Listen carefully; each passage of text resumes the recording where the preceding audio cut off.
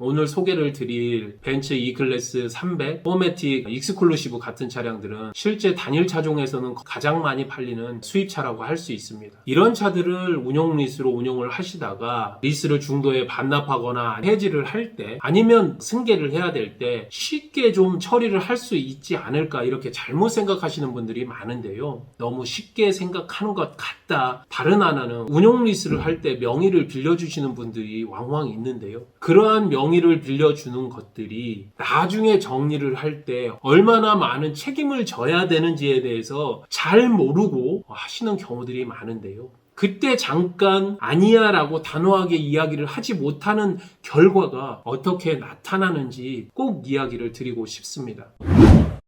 제가 서두에서 말씀드렸죠. 벤츠 그리고 E클래스 누가 보더라도 한국에서 가장 인기 있는 브랜드의 등급인 것은 분명합니다. 신차 금액으로 보면 한 8,300여만 원, 이전비까지 합치면 8,500, 600 정도를 하는 이 차량이 가장 많이 상담을 하고 가장 많이 출고되는 차량입니다. 그래서 신차급이면 리스 승계를 하면 잘 되겠지 이렇게 쉽게 생각을 하시고 저희에게 문의를 주시는 분들이 꽤 많은데 이게 그렇지 않다는 것을 오늘 좀 이야기를 좀 드리고 싶습니다. 사례 차량을 보면 20년 1월에 출고된 차량인데요. 60개월로 약정을 했고 17개월을 사용을 했고 매달 133만원, 보증금은 제로고 잔존 가치는 3,105만원, 이율은 아무래도 무보증으로 받다 보니까 좀 높게 8.7%에서 8.9% 정도 받으셨습니다. 평균적으로 5에서 6%, 좀 낮은 금액으로 받으실 때에는 3, 4%, 프로모션 있을 때에는 2%대에도 받으시는데 그 정도까지는 못 받는다 하더라도 5, 6% 정도는 받으셔야 되는데 대략 2에서 3% 정도는 높게 받지 않으셨나 싶습니다. 주행거리는 현재 47,000km, 1년에 2만 km를 약정을 했어요. 17개월에 대략 한 2만 8,000km, 주행거리가 대략 47,000km니까 19,000km 정도를 더 타셨다는 이야기입니다. 생각보다 좀 많이 타셨죠? 이것을 정리를 해야 될 때는 중고차 시세 부분을 좀 봐야 된다. 2020년 이상의 차량들이 주행거리가 한 5만 몇천 킬로짜리가 5,800, 5,900 요 사이에 좀 나와 있고 사고가 난 차량들은 그 언더로 좀 나와 있는데 이 차량도 역시 한 5,800에서 5,900 정도 사이로 보면 되지 않겠느냐. 신차로 출고를 했었을 때 8,300 좀 할인받아서 한 8,000 정도에 출고가 되는 차량인데 17개월 만에 5,800이면 한 2,200 정도 빠졌죠. 정상이라면 훨씬 더 적게 빠져야 되는데 주행거리가 많은 관계로 2,200까지 빠졌다. 주행거리가 많아지면 금액은 낮아질 수밖에 없다. 이걸 가지고 세 가지로 정리가 되겠죠. 반납을 해야 될 때 4,474만원 정도 나와 있습니다. 그런데 반납을 해야 될 때 약정한 주행거리보다 훨씬 더 많이 주행을 했었을 때 초과 운행 수수료를 내야 된다. 3만 킬로 이상일 때 19,000km 초과했으니까 4,600만원 정도를 반납을 할 때 돈을 내줘야 된다는 겁니다. 무조건 반납하는 건 안 되겠어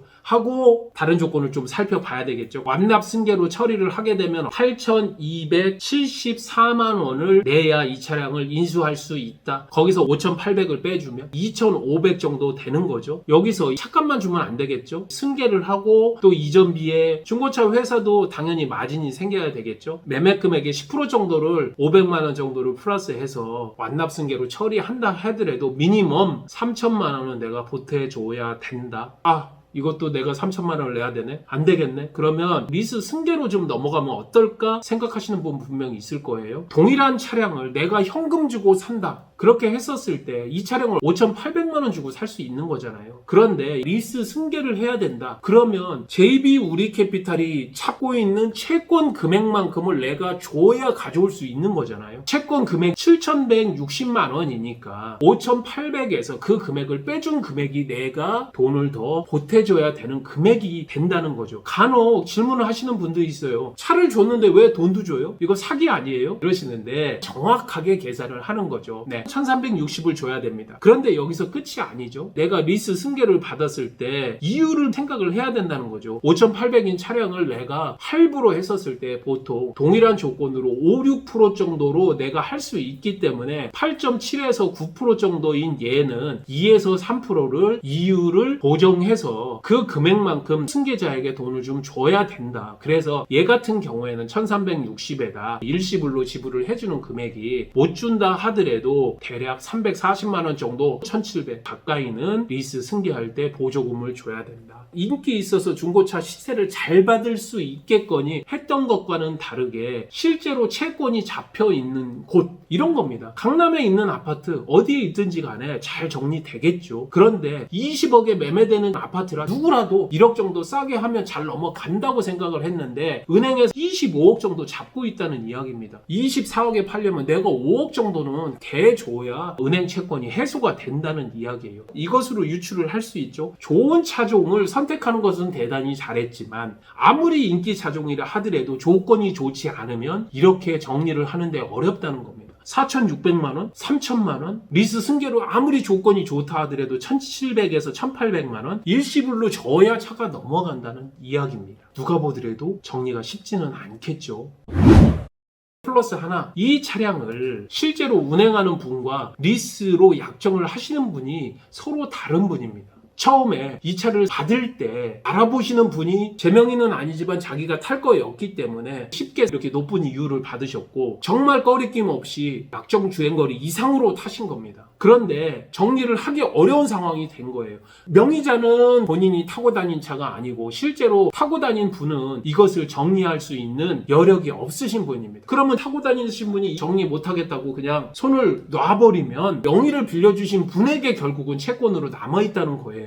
실제로 리스 같은 경우에는 소위 말하는 우발채권으로 신용등급을 떼어보면 제2금융기관의 캐피탈에 내가 가지고 있는 채무로 등재되어 있음을 알 수 있어요. 그래서 간혹 사업자분들께서 내가 아파트 대출을 해야 되는데 리스 금액이 1억 이상씩 채무로 잡혀있더라. 그래서 저 리스 정리해야 되겠어요. 이러는 경우들이 간혹 있거든요. 이분 같은 경우도 타고 다니시는 분이 정리를 안 한다면 본인이 1,800만 원을 내야 된다는 이야기예요. 둘 관계에 있어서 정말로 손을 놔버리면 이거는 뭐 원수가 되는 거는 당연한 것 아니겠어요? 원수 되는 게 문제가 아니라 채권을 어떻게 정리할 거냐는 거예요. 본인이 스스로 지불할 능력이 없게 된다면 신용에 영향을 받을 수 있는 심각한 상황이 된다는 거죠. 지금 내가 볼 때 이 사람이 믿을 만한 사람이라 하더라도 이렇게 한번 깊게 생각을 해보시고 하셨으면 합니다.